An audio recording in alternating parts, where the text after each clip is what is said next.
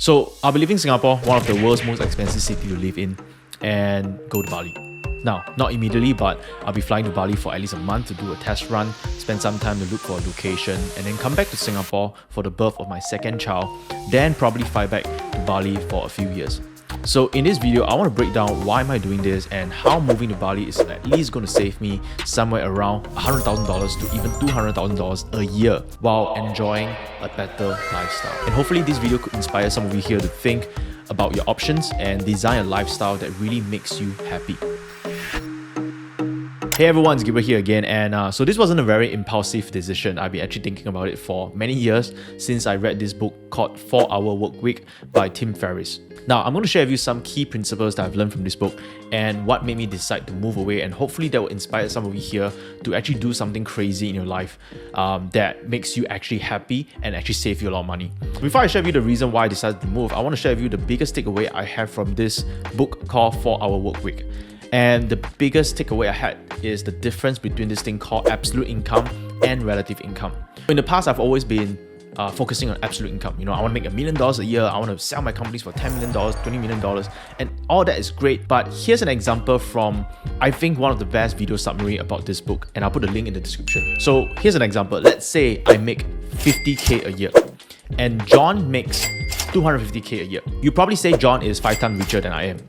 But let's say John works 80 hours a week and I only work 10 hours a week. So this means that John actually makes $60 per hour and I make $96 per hour.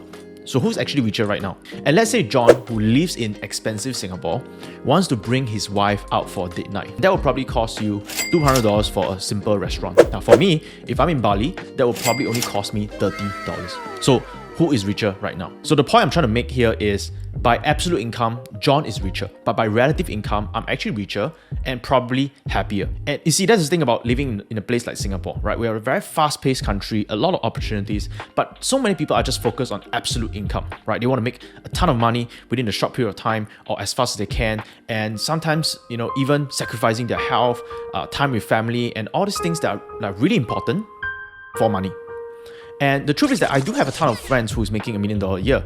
But the problem with that is that a tiny little apartment, a small little 1 to 2 bedroom condominium, or even a government housing costs $1 million and above right now. It's basically a hole in the air, and you don't even own that place because most of them are on a 99-year lease. And as of the recording of this video, COE is now $100,000. COE is basically a certificate that you need to drive a car in Singapore for just 10 years. So that's nearly $1,000 a month just for a certificate for you to drive a car, not even including the price of the car, tax, insurance, and a bunch of other stuff. Now, don't get me wrong, I am very blessed to be in a position where I can afford this here, but it's starting to make less and less sense, especially since I am still considered young. Now, another point I wanted to make is lifestyle arbitration. So my business is here, and most of what I do is online, including meetings with my team. And since most of my team are not even located in Singapore, we basically run our operations online. So I basically can make Singapore dollars here in Singapore and go and live in somewhere like Bali where I can have a better choice of food, a villa with a swimming pool, 5 minutes walk away from the beach, and a higher quality of life. Now, of course, there are some trade-off from living here and moving there, absolutely. But what I can stand to gain from leaving instead of staying is a trade-off I'm willing to make. See, my expenses in Singapore is really expensive because I have a family to feed right now. And we live a relatively modest lifestyle. You know, I drive a car that's more than 10 years old. You know, I generally don't go to expensive restaurant every single time. Only once in a while when I need to entertain some friends. Our family basically do most home cooking at home, so we actually save up quite a bit on that. And we don't really splurge a lot on branded goods and stuff like that. And because I've been to Bali a couple of times, by my calculation, even with a modest lifestyle that I'm living in Singapore, by moving to Bali, I could at least save $100,000 a year. And I'm not saying that I'm going to live there forever, right? I still value Singapore, and I think that someday I will come back. But let's just say I will leave and stay there for just 5 years.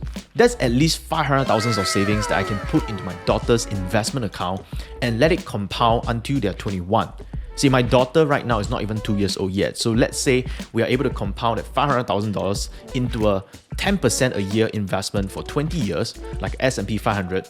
That would give me over $3.3 million for my daughter.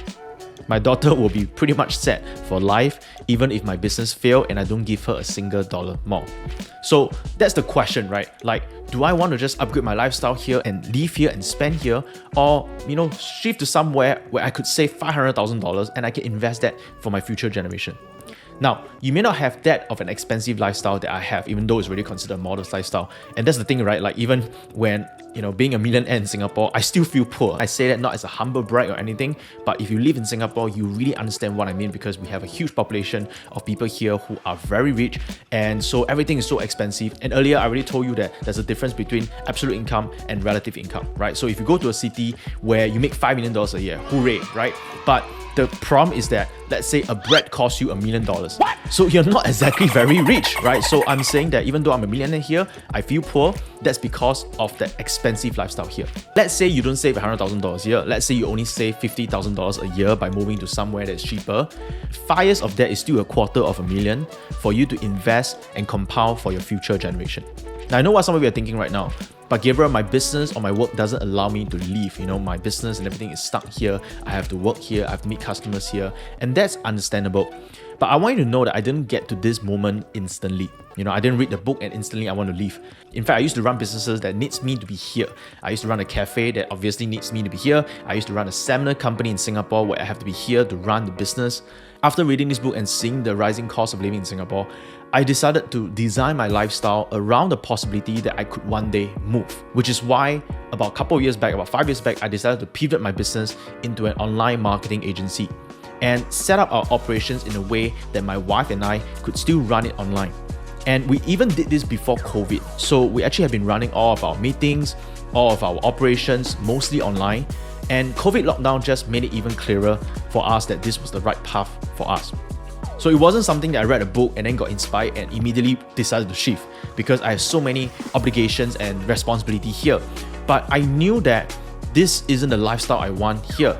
And I know that if I don't do something about it, that's not going to change. Nothing's going to change, and I'm going to constantly be unhappy with where I am. So I started designing my business and my lifestyle to have this opportunity that I could have at least the option to say, yes, I can move right now. So this isn't for everyone. Maybe you enjoy the Singapore lifestyle and you enjoy paying $100,000 a year for a certificate to drive a car in Singapore, but not me and not my wife. So the real question is, if you don't enjoy it, why not start entertaining this idea now? Why not start designing a lifestyle now so that you could actually have the option to enjoy in the future? Anyway, that's it. Maybe after 1 year or 2 years of staying in Bali, I get bored and I may come back. But I will keep you updated on my journey on this channel. So hopefully you can get inspired and maybe even learn from some of my mistakes of moving somewhere that I actually don't enjoy and decided to come back. But one thing's for sure for me, I'd rather take this risk right now than to live with the pain of regret in my 40s or 50s and wonder forever if I should have done it earlier.